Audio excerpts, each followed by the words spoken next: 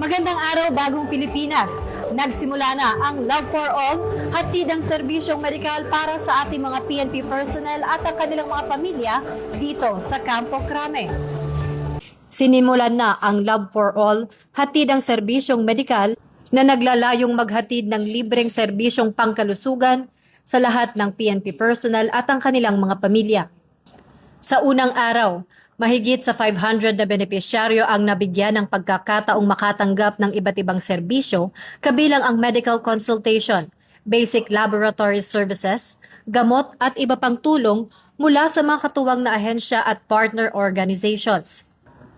Ang Love for All ay isinusulong sa pangunguna ni First Lady Luis Liza Araneta Marcos bilang konkretong hakbang upang mailapit ang libreng konsultasyon, laboratorio, gamot at iba pang serbisyong pangkalusugan sa mamamayan.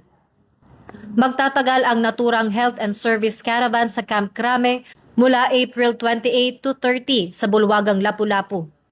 Samantala sa May 5, inaasahang dadalo si First Lady Luis Liza Araneta Marcos sa pagpapatuloy ng Love for All sa Camp Crame, nagaganapin naman sa PNP Multipurpose Center.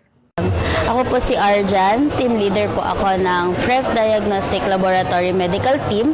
Kami po ang partner clinic ni PMFTC na nagkakandak ng medical mission in partner with Love for All po. So, we've been doing this medical mission since 2024. We've been in a lot of locations, sa mga secluded areas, yung mga hindi talaga naabot ng laboratorio, doktor, libreng medisina. So, nagkaroon po ng advokasya ang ating First Lady na si First Lady Liza Marcos na gawin itong programang ito para matulungan ang mga mamamayan nating hindi gaanong naabot ng Department of Health or ng ating mga hospital para mag-conduct ng mga medical missions. Ang mga programa or ang mga procedures po na meron kami sa medical mission ay blood test, urinalysis, chest x-ray, ultrasound for our pregnant women, and then meron din po kaming free consultation and free medicines po. So far po, ang medical mission naman po na ginaganap ngayon sa aking likuran sa Camp Crame, isa po ito sa pinaka-organisadong free event na aming napuntahan.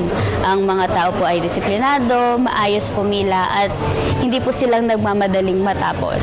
And isa po yun sa mga pinakamagandang karanasan namin as a medical team, yung hindi po namin kailangang magmadali, and nagagawa po namin ng tama at maayos yung flow po ng trabaho namin. Nagpapasalamat po kami unang-una sa mahal nating First Lady Liza Araneta Marcos sa kanyang programa upang mabigyan ng pangkalusugan, yung matignan yung kalusugan ng mga PNP personnel. Gayon din sa programa at katuwang ang ating PNP Chief Police General Jose Melencio Nartates Jr.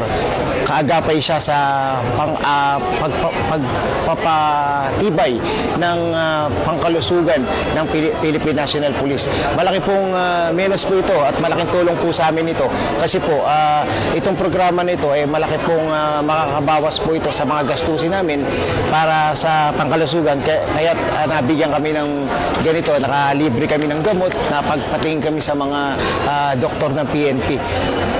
Sa lahat po ng programa na ito, maraming salamat po at mabuhay po kayo lahat. Malaking tulong po ito para sa amin dahil po sa mahirap lang kami at yung po aming gagastusin sa ibang ay maibigay na po sa aming ibang anak o pamilya. At magpapasalamat din po ako sa lahat ng staff ng mga dito.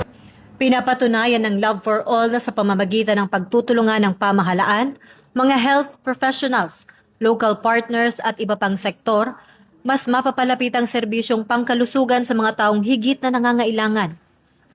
Samantalahin natin ang ganitong programa ng pamahalaan at makipag-ugnayan sa inyong local health office para sa mga libreng serbisyong medikal na maaaring ilapit sa inyong komunidad. Mula rito sa Bulwagang Lapu-Lapu, Campo Crame, ako po si Patrol Woman Sari Bernales. Nagbabalita para sa Police News Network. At ito ang bagong PNP para sa bagong Pilipinas. Serbisyong mabilis, tapat at nararamdaman.